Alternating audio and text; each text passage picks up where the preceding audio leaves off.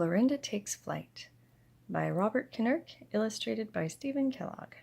Read by me for Wyatt, because it's our favorite. Clorinda the cow took to the sun now and then, in the back of a friend's house, the farmhand named Len. When a swallow swooped by, though, she leapt up to follow. She raced past the barn, out the gate, down a hollow. "Oh, to fly, what a delight, what a treat, what a thrill!" she cried as she reached the tip-top of a hill. "Goodbye, graceful swallow, how sweetly you soar! I've never, not once in my life, soared before. But I want to be free, like you birds in that sky, and I promise you now that I will learn to fly."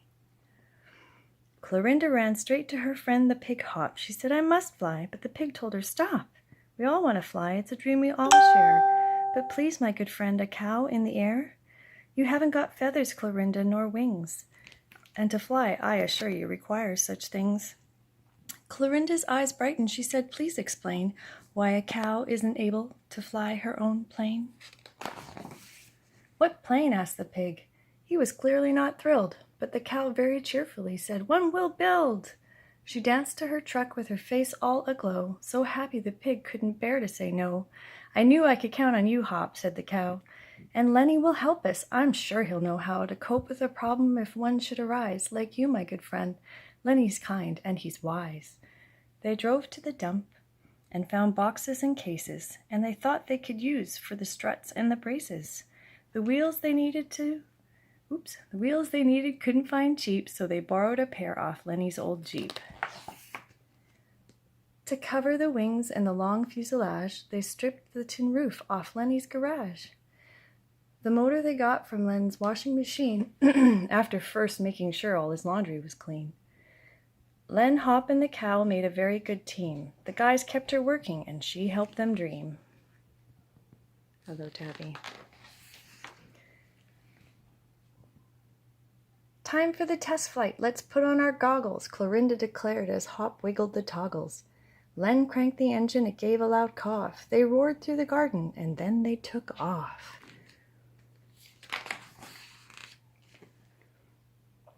"Hooray!" cried the cow as they flew through the skies. Her co-pilot whimpered and covered his eyes, for the wings had come loose and so had the rudder. The plane gave a wheeze and it started to shudder. Downward they plunged, but by some lucky stroke, the plane came to rest at the top of an oak. Poor Hop, he was gasping and clutching his heart. "Clorinda," he said, "I believed from the start your dream was delightful but slightly unsound, and that creatures like us ought to stay on the ground." Clorinda said sadly, "I guess that is true. Flight is a thing that a cow cannot do." "And yet," observed Len as he helped them to descend, "your plane did take off, so I'd say as your friend, your goal was achieved. You guys did it, you flew." "Well," murmured Hop, "I suppose that is true." Clorinda cried, "Bravo! Hip-hop, hooray!" With the pig's help and Len, she was well on her way to planning the next flight and then several more. "What helper," she said. "This is what friends are for." They constructed a rocket. The rocket went psst, but that didn't matter. The friends wouldn't quit. "A copter," they cried. They all worked non-stop. It went up with a roar and came down with a plop.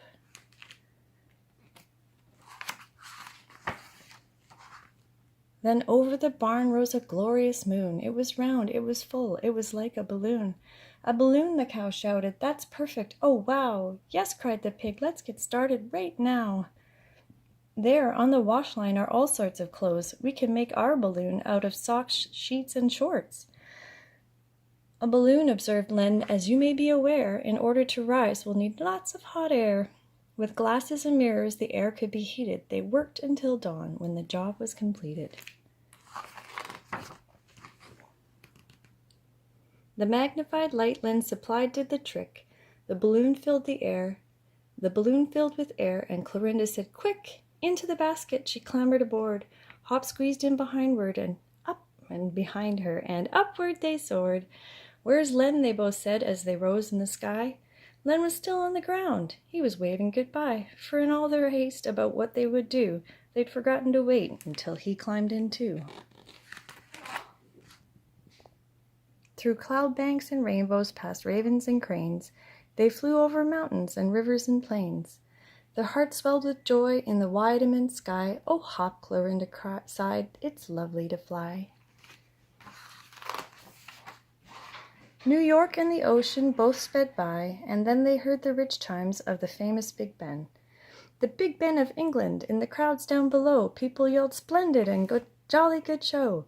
They heard drums, fifes, and trumpets, and bagpiping men. Clorinda said sadly, we should have brought Len. This concert is something he'd love to attend. It's great fun for us, but I do miss our friend. As for Len in his dreams, he had never foreseen that his friends would appear on the news with the Queen.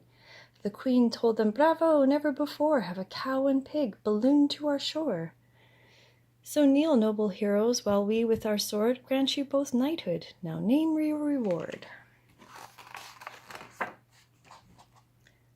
The cow thought and thought, and the pig scratched his head. They whispered a moment, and then both of them said, our helper was Len, and how happy he'd be if we could bring to him some of your tea. How kind, said the Queen, that you've thought of your friend. As for me, I must say I'm delighted to send through you to this Lenny the very same tea he'd get if he came for a chit-chat with me. With that they said thanks, for the lengthening shade warned both of the friends that the day would soon fade. Her Majesty's staff helped them load and untie, and cheered as they watched the balloon climb the sky. Heading west, ever west, over seas laced with foam, they caught sight at last of their own farmland home.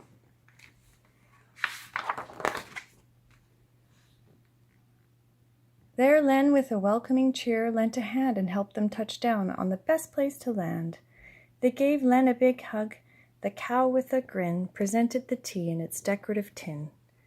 And they promised their friend that the next time they flew, they'd take him along so he could meet the Queen too. And under the stars, in the moon's silver beams, they talked of adventures of friendship and dreams.